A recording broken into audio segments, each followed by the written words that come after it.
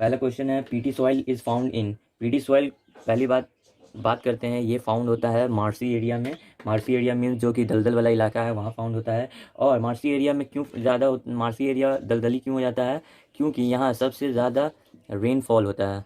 Okay. और rainfall होने के बाद क्या होता है, ह्यूमिडिटी की वजह से अल्कलाइन हो जाता है, वो अल्कलाइन हो जाता है। ये सब यह याद रखिएगा।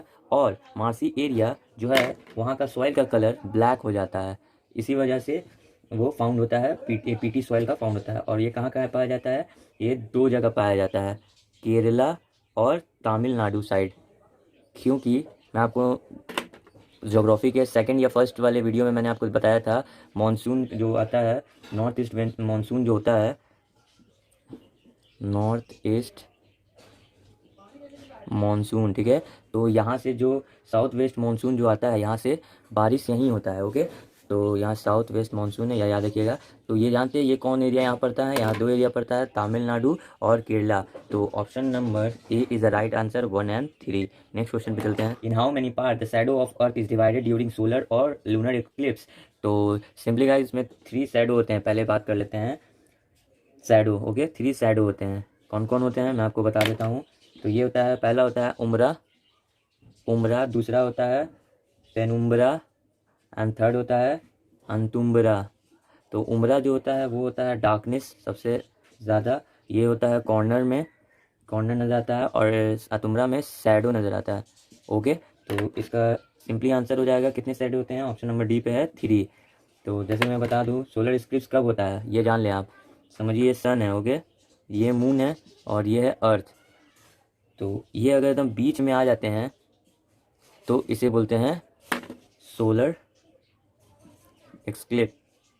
तो चलते हैं नेक्स्ट क्वेश्चन के पास। Troposphere is the most warm part of the atmosphere because.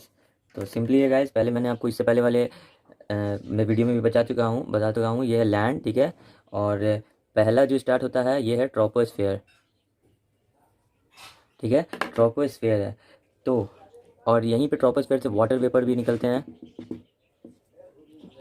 Water vapour. और जो यहाँ से हम लोग का ये निकलता है, ये यहीं पे जाके रिटर्न आ जाता है, तो इसे हम लोग बोलते हैं कन्वेक्शन करंट,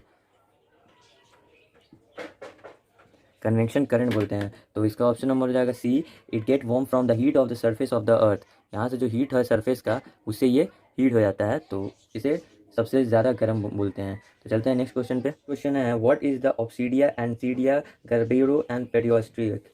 तो ये सब सिंपल सा है गाइस, अगर पढ़े होंगे आप तो। ये सब है एक्सट्रूसिव रॉक्स, ये सब रॉक्स के अंदर आता है।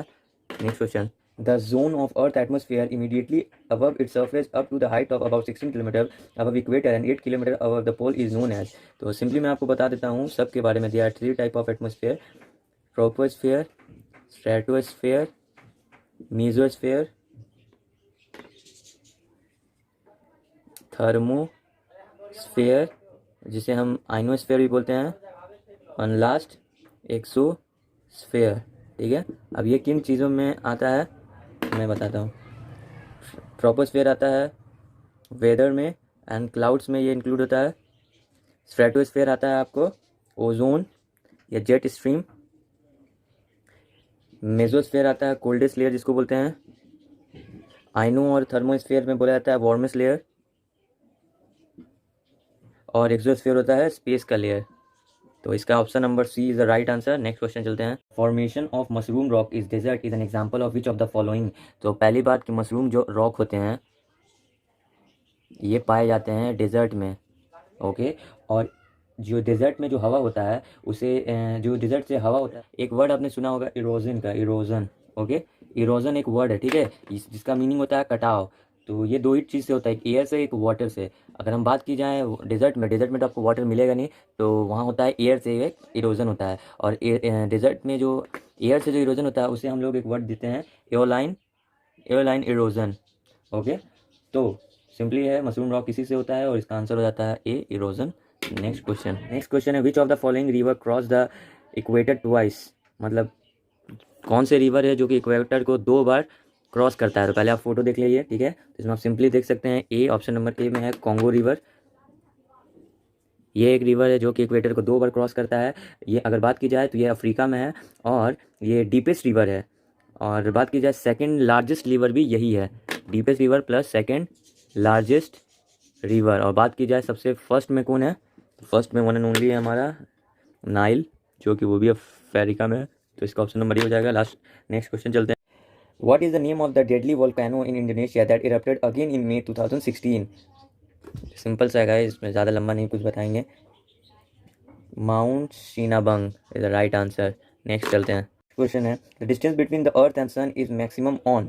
तो बात की जाए ये पहले पिक आप देख लिया, अगर पिक है तो हाँ है पिक, यहाँ है सन, यहाँ है अर्थ, तो ये है डिस्टेंस, सबसे मैक्सिमम डिस्टेंस 152 मिलियन किलोमीटर हो जाता है गाइस, जो कि सबसे मैक्सिमम डिस्टेंस है। और डिस्टेंस को हम लोग एफेलियन कहते हैं, ओके, एफेलियन कहा जाता है। और ये कब होता है, तो ऑप्शन नंबर डी में है 4 जुलाई। 4 जुलाई को ये होता है कि सबसे दूर हो जाता है अर्थ सन से। तो लास्ट क्वेश्चन की तरफ चलते हैं। The surface temperature of the sun is measured. तो ऑप्शन नंबर ए को देख लें, 6000 सेंटीग्रेड होता है सरफेस टेम्परेचर। और बात की जाए इसे नापते कैसे हैं, तो इंस्ट्रूमेंट जो यूज़ होता है उसे हम लोग बोलते हैं पायरोमीटर, ये याद रखिएगा। तो वीडियो यहीं पे एंड करते हैं। चैनल अच्छा लगा चैनल को लाइक से सब्सक्राइब करें।